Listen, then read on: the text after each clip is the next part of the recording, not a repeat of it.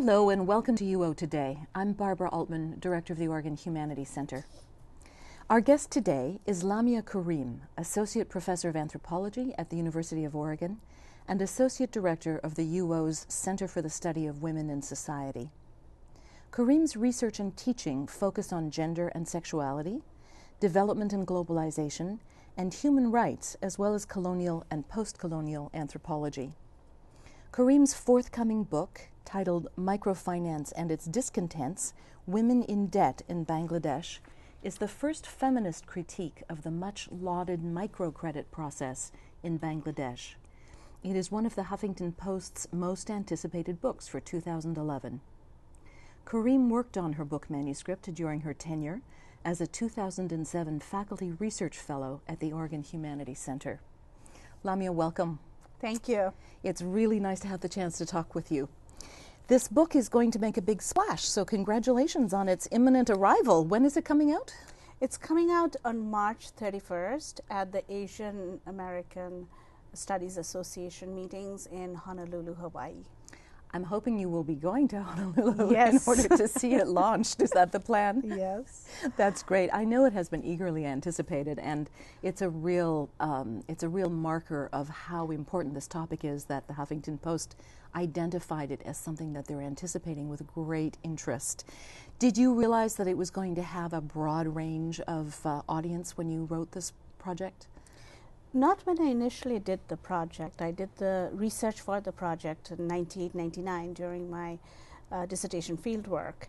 And then I sort of set it aside and I was doing other research projects that took my interest, and I went back to it again for my book. And I had to update some of the material because things had changed on the ground.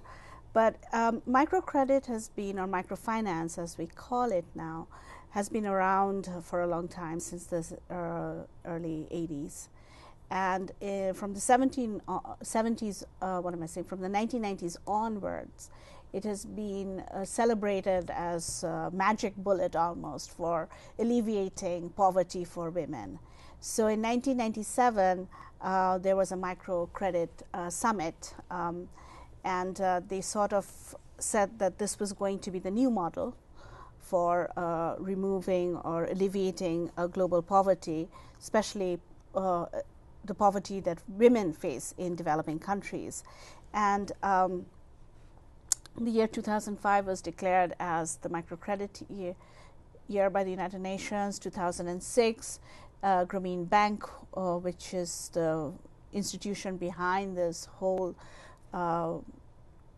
institution of microfinance, won the Nobel Peace Prize. So it's been around for a while, but very much lauded as the magic bullet of development. But of course, I didn't expect it to be on the Huffington Post, and I found it out on New Year's Eve. So that was good news. I wanted to ask you to talk about the terminology a little bit. You said it used to be called microcredit. It's now called microfinance. What's the difference and what accounts for that shift? Sure. Microcredit is the extension of small loans to poor people, particularly poor women, usually between $50 to $100, to start income-generating projects out of the home. And from the mid-90s onwards, with the deregulation of the market globally, financial institutions and bilateral and multilateral aid organizations looked to microcredit and said, well, perhaps we can expand the amount of financial services that are being offered to people. So instead of just giving them loans, let's also attach a pension plan, a healthcare plan, etc. So now they're sort of like bundled together in these financial packages that poor people get. So it's a broader term, microfinance. Microfinance is a broader term. Got it. And it comes with a little bit more money, but also more obligations. In my research, however, I do not look at the term microcredit as credit. I turn it around and I see it as debt.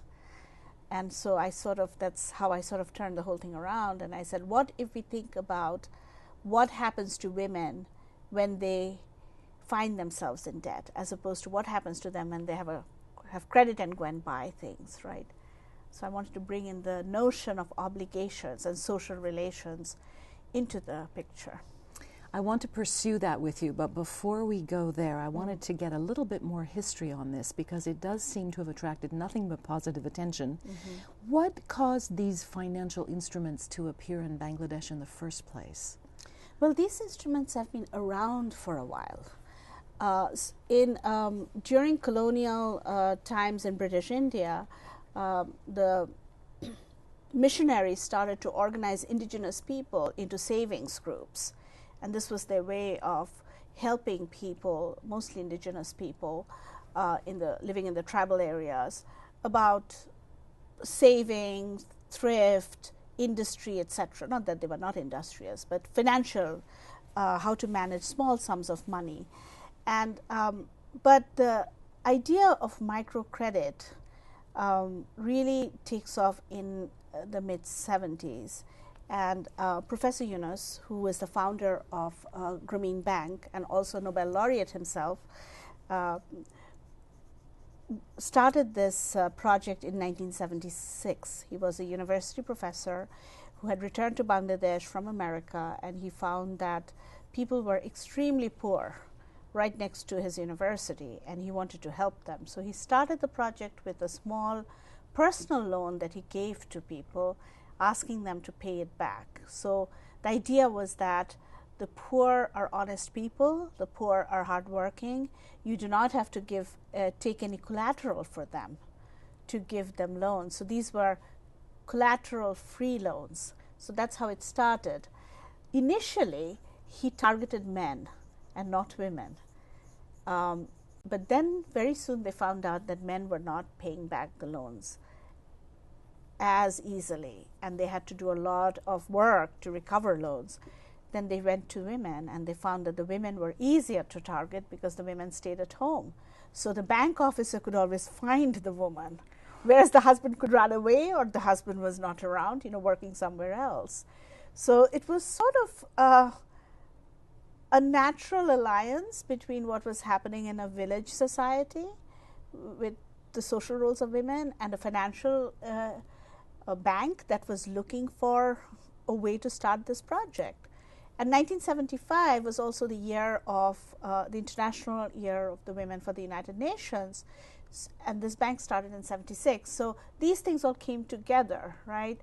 And very soon, the United Nations, the Ford Foundation, they found that this bank, the Grameen Bank of Bangladesh, was able to recover money and organize these women into small groups. And so it began to take off from there. The Ford Foundation was one of the first organizations that invested in the Grameen Bank. And then other organizations also invested, such as IFAD, International Food and Agricultural Department, and then the United Nations, UNDP, the World Bank. And so from the 80s onward, it became something that was going to work. Now, there's another key component to your question, which is why Bangladesh?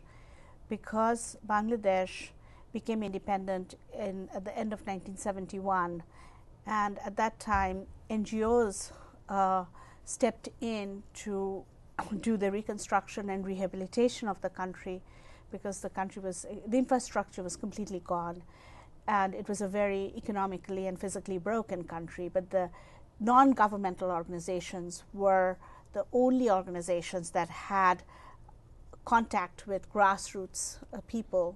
So aid organizations turned to them, both international organizations such as Caritas and Red Cross, but also some local organizations, and said, help us build this country. So NGOs in Bangladesh came out of this conjuncture of a weak state that enters the global economy right at the time in the 70s, when we are having, market deregulation going on globally, right? So it comes in and it sort of steps in as what I call a shadow state.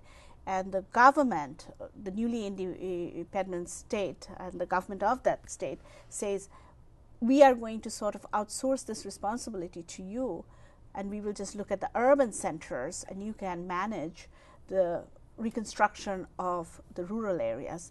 That gave the government a lot of money in terms of aid from international organizations. International organizations were happy to bypass the state, which they found very corrupt, and to go to these organizations that had this, conduit to the people.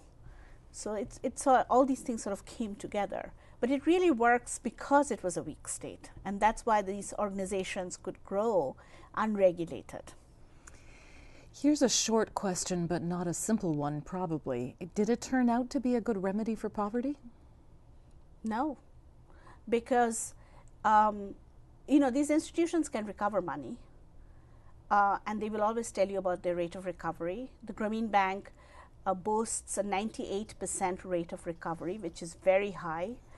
So do most of the leading microfinance institutions in Bangladesh.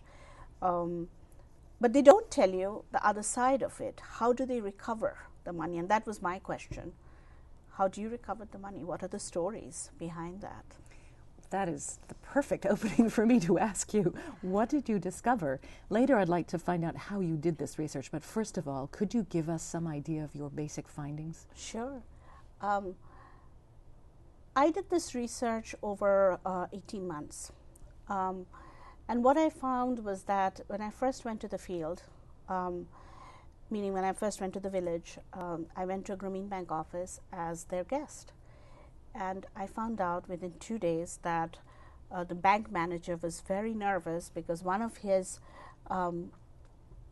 clients, one of his members who had borrowed a lot of money from the bank through micro loans, had sort of disappeared and had gone to India. This place was right next to India, so there was a lot of cross-border travel. And then I found out that the way they were going to recover the money was by by calling his wife to a public meeting, and the wife was brought with the cow they had bought with some of the money they had, and there were like 6 or 7 NGO managers, including the Grameen Bank manager, at that place demanding the money back from her. And she was crying and saying, my husband will come back, he's gone to India for a few days. So that sort of told me a number of things. This happened very soon after I had gone to the field, that you have to be, that they were using women instrumentally, right? These organizations say that they are trying to help women, and they're helping women, and they're helping women gain respect because they have become contributors to the family income, right, through their loans, and that they are good husbanders of resources. They're becoming mini, what I call entrepreneurs, right? But you find out that what they're really doing is using poor women's social roles instrumentally. The woman could not leave home because she probably had children. The husband had to go away for whatever reason. That was not clear at that point. But she was the one who was targeted. So I sort of then did the research by going back, taking stock of all that happened in the first visit, and taking a very different route to this. So to this topic of microfinance, as I said, I thought of it as debt. Some of my key findings would be, first, that it doesn't really help with poor women. Majority of them are in deeper levels of debt. There's a lot of humiliation, public humiliation, pressure and shame that they have to face. So from a feminist perspective, and I'm a feminist researcher, I found it offensive to women and also putting them in really bad situations. In some cases, not the Grameen Bank, but another leading NGO in Bangladesh filed police cases against women who had defaulted. That's not even legal because insolvency is not a crime in Bangladesh. But because they're so powerful, in the absence of a weak state, they will do whatever they can to recover the money. I also found that it was weakening social solidarity among the groups because everybody was taking a loan. And they were also related through kinship bonds. So brothers their wives would take loans and the money would come to the men. But if for some reason somebody in that family fell sick and could not pay back, these women were held responsible for paying back the loans, so the group was held responsible. So if a single family defaulted, then all the other women in that group would get angry, and their husbands would get angry, and then the in-laws would get angry, because then they had to pay up for the defaulting member, and these are all poor people. So it created a lot of friction and intensified that. I also found that a lot of these organizations were selling product times to people. So they would give a loan and they would ask them to buy, for example, chickens. That there was one organization called BRAC, which is the largest NGO in the world. They have their own chicken factory. So they would give a loan to a woman, poor woman, and then they would deduct money for 4 little 8-week-old chicken that they would sell. Now these are breeder chickens. They don't survive in the hot and humid climate of Bangladesh. But they would say, we are giving these chickens to these women to start an income generating project at home. And then they would siphon off part of the loan. So there are all these hidden costs that are there. Now, in order for these chickens to survive, they need temperature control rooms, which they didn't have, so most of them would die. But the women had to buy feed from this NGO that had a chicken feed factory. Then they were selling that. So they had created internal markets and made them dependent on these organizations. So it's a very, messy, complicated story, but the poor people don't really have a voice in saying how these things are done. Your book is being lauded as the first feminist critique of the microfinance process in Bangladesh. Has anybody else exposed these other dark sides of the process, the creation of the internal markets, and perhaps the fact that it's not really a success for alleviating poverty? There has been another book written by Aminur Rahman, who also did it in Bangladesh, on the Grameen Bank, and his book was published at a time when the global audience was not ready to hear these stories. When was that book published? It was published in 1999, and he notes some of the things that I've said, not all of them, but I'm definitely indebted to him. And then the Grameen Bank was able to, I won't say the Grameen Bank, but he could not publish his book in Bangladesh. It was published by Westview Press in the US, but when he tried to get it published in Bangladesh so Bangladeshis could read, he went to the only English academic press in the country, and the editor said, this is too disturbing. And that brings us to the question of kinship in understanding this whole structure. I see what you mean. There must have been internal networks that were suppressing the idea that this could possibly be published in the country itself. No, but now it can be. Now things have changed. I wanted to ask you about that. You said you initially did the field research in 98, 99, and then you updated your findings before the book is published this year. Did you find that there had been a significant change? In terms of what the women are facing, no, it's pretty much the same, but the changes have been in the expansion of services, financial services to women, that I noted the change from just getting loans to getting, bundled financial packages that come with, the loans come with pension plans, it's, like a healthcare plan sometimes, that they have to also buy. They're forced to purchase them. They don't have an option, okay? So, but the other thing is the product, that the Grameen Bank and all the leading NGOs, they've all started having link-ups with global corporations. So the Grameen Bank brought in, while I was doing my research, it had corporate tie-up with Telenor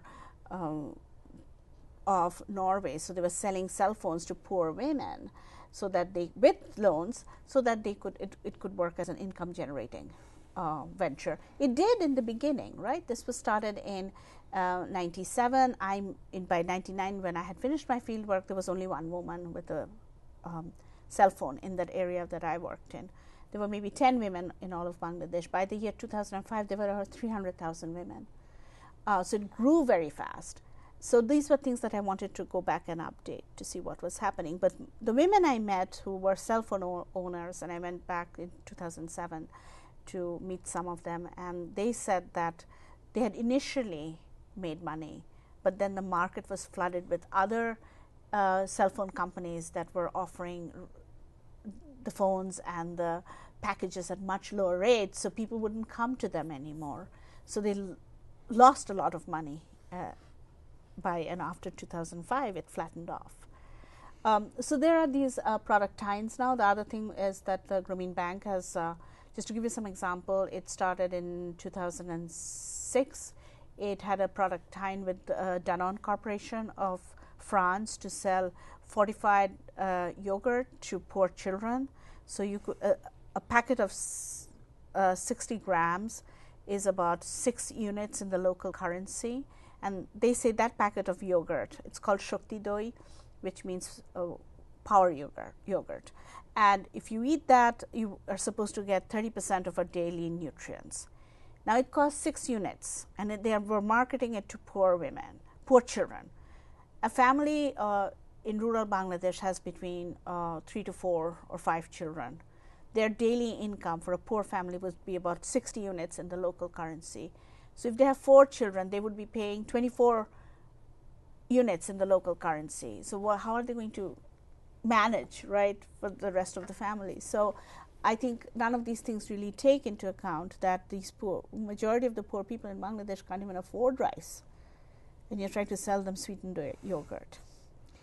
They have also started another project with Veolia, a water purification corporation in France, to sell treated water to poor people. So they're trying to sell bottled water to poor people because a lot of the water table in Bangladesh has become contaminated with arsenic. But why not treat the water? Why not create water treatment plants so people can get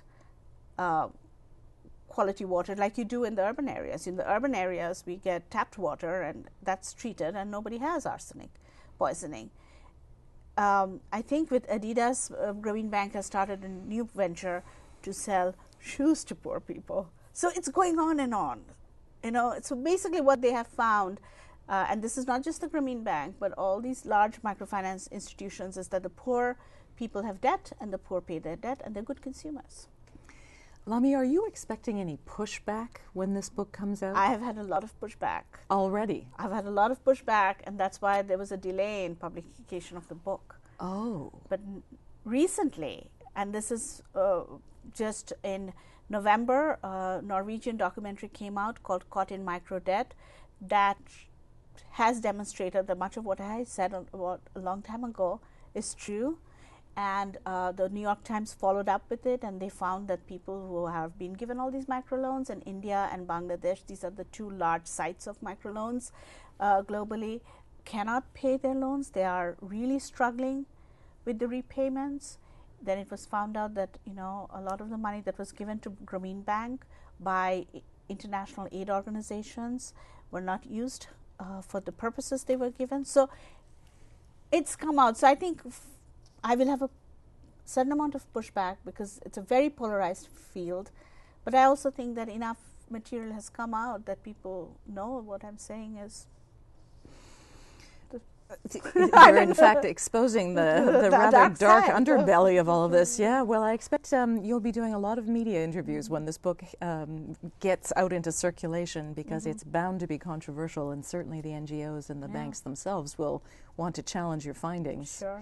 We only have a few minutes left. I wanted to ask you about some of the current research you're doing now that this book is tied up and finished and about to appear. You are doing some really fascinating research on acid survivors, the women who have been splashed with acid to disfigure them and who are now stepping forward. Would you mind describing briefly what that project is? Sure. I met this group of women in Bangladesh who have formed a singing group called Pancham Shur, which means 5th note. These women are now between the ages of 20 to 30, and about 10 years ago most of them were splashed with acid, and they were burned by acid by young men who wanted to marry them, and when the women rejected them as possible suitors, their faces were burned. But instead of retreating, to the interior of the house, right, and covering their faces. They came out and they formed a group. And this was done by a friend of mine, the late feminist activist Nasreen Haq, who said to these women that this is not your shame. It's the shame of a society that allows this to happen to women. So you show your faces. And then she wanted them to have a place to heal. And so they formed this music group. And they are not trained singers. They sing off key. But that's not the issue. The issue is that they are triumphant. Where do they sing? How, do they perform internationally? They would like to. And they sing in public places in Bangladesh. And in fact, the UO Women's Center is very interested in helping them. So at the International Women's Day here, we are going to try and fundraise for these women so they can go and have a little vacation somewhere. I'm struck, and this will be my last question, I'm struck by the different disciplines you bring to your work. There's finance, economics, anthropology, sociology, cultural studies. Where is it going to take you after the Acid Survivor Project? Are you prepared to say? I'm now working also on the Asian highway, and highways can take you many places and also not take you to other places. So we will see, but it's all exciting, you know. It must be very exciting, and when you go and do field work, you must be in for all sorts of adventures. I'm sure it's not easy work. It's not. Can we have you back in a little while to talk about the Acid Survivor Project and the highways? Of course, I'll be happy to come back. That's great. Congratulations on the release of the book. We'll be watching with great interest as this hits the press, and I wish you good luck in the face of this controversy. It's great work. Thank you. We've been speaking with Lamia Karim, Associate Professor of Anthropology at the University of Oregon and Associate Director of the UO's Center for the Study of Women in Society. Her new book, Microfinance and Its Discontents, Women in Debt in Bangladesh, is due out in spring 2011. Thank you for watching, and see you next time.